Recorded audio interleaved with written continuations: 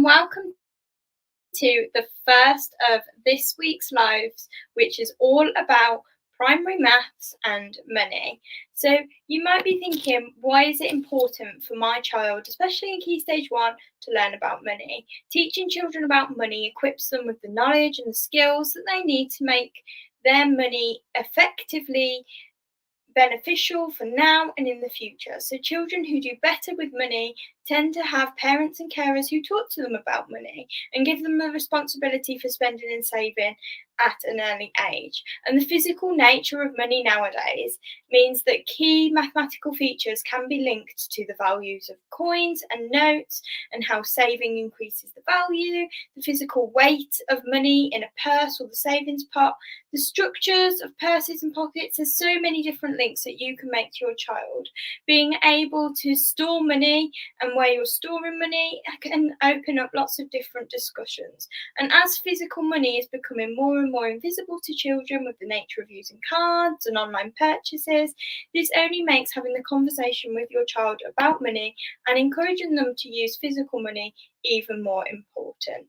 So when your child is in year 1 and they start year 1, which is that they might be starting year 1 now, or they might have just started year 2, coming from year 1, you can check that your child can recognise coins and you can play games with them to see if they can recognise the value. So I've just done a quick video here that I can show you, where I have wrote £1 on a whiteboard and I'm using play money to make £1 in different ways. I used a £1 coin and I used two 50p coins. And you can do this to your child, with your child, by having play coins or real money. You can then show that they're equals by writing the equals sign. And you could also do this if you do give your child pocket money. Perhaps you could do a similar thing, giving them 5 20p's one week, 2 50p's the next week if you give them £1, or work it out for your own value. And you could even mix coins. You could give 1 50p, 2 20p's, and a 10p, and talk to your child about the recognising different coins and what value it makes. And then you could check that your child knows written values of coins by using a matching game. So we have a free matching resource which I can share with you. So you can either use the resource, print it out, cut them out, which is this resource here. So it's got all of the current coins.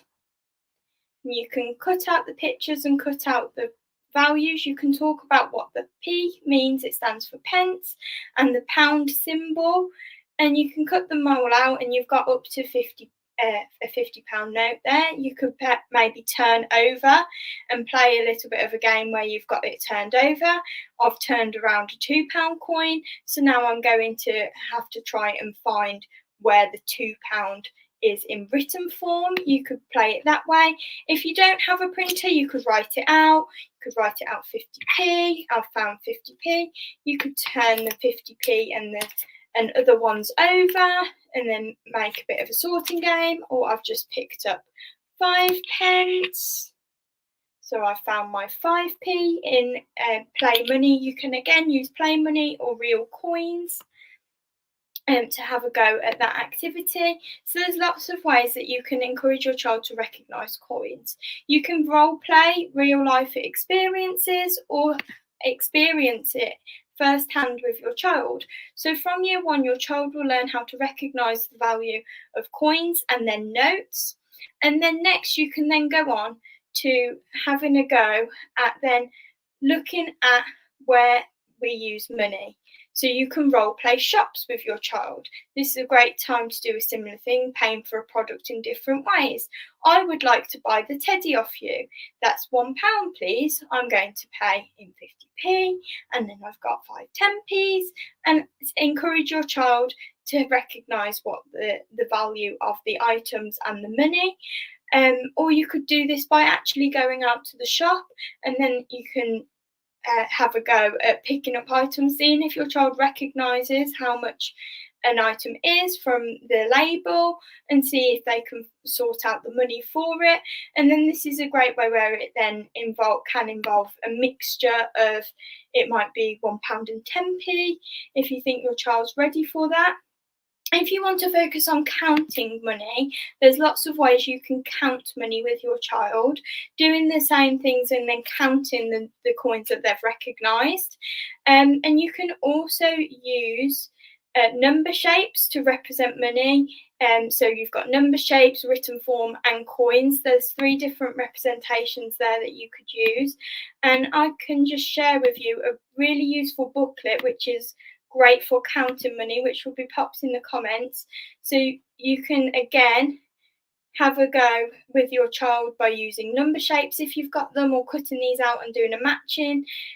So number shapes might be something they're familiar with from early maths in the when they were in reception and nursery, when they were in the early years, and then they continue to use it in Key Stage 1 as well. Then you might have them at home. You might find the number shape for 10, and you might get a 10p. You could say, are these the same? Are they different?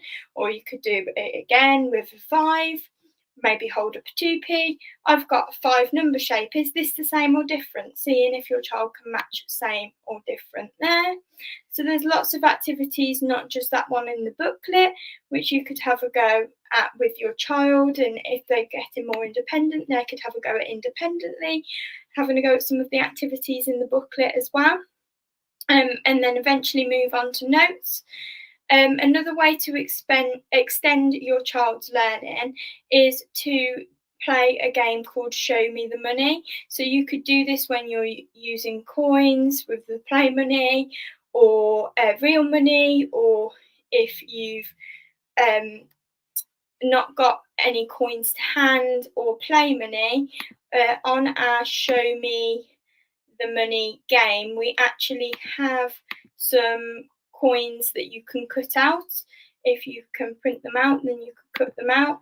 And essentially for the Show Me the Money game, the rules are, you've got some little circles and they'll have different values like 19p, and your child can have a go at making the value using the coins. You can cut out the coins, or use play money and real money, and there's lots of different values there, pounds and pence, that your child can have a go at making by using lots of different coins. And then when your child gets into year 2, they move on to counting out change. So change can be something that might be very tricky for your child to understand to begin with. So when they begin to learn about change, they might struggle to see that change has parts. And rather than concentrating on the amount to give back, you have a go at teaching your child to count up from the amount spent.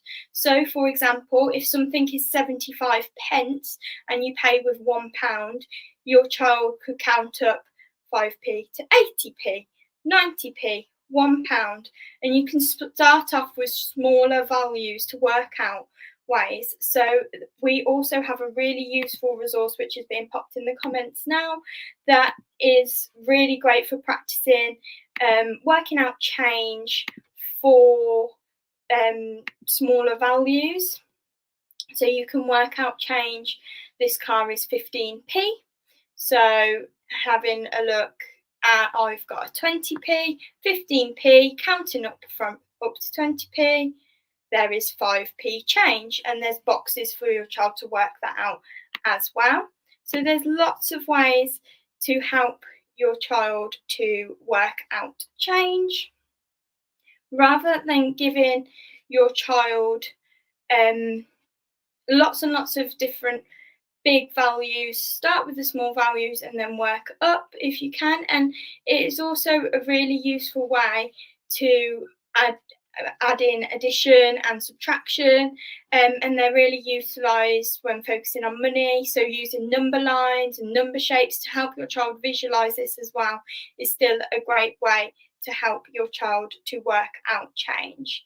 Now, we have got a lot of advice for you as parents when talking about money to your child, and then also thinking about pocket money. So if you are debating giving your child pocket money for the first time, or want to add purpose to your child's pocket money, there's lots of ways to help your child manage their pocket money. We have a resource sheet which is helping children to manage pocket money, which is for you as parents to have a look at, and things to consider if you are thinking about giving your child pocket money. You could ask your child to earn pocket money, maybe by setting suitable tasks, and you could maybe ask them to introduce budgeting and make them aware of what they can spend their money on.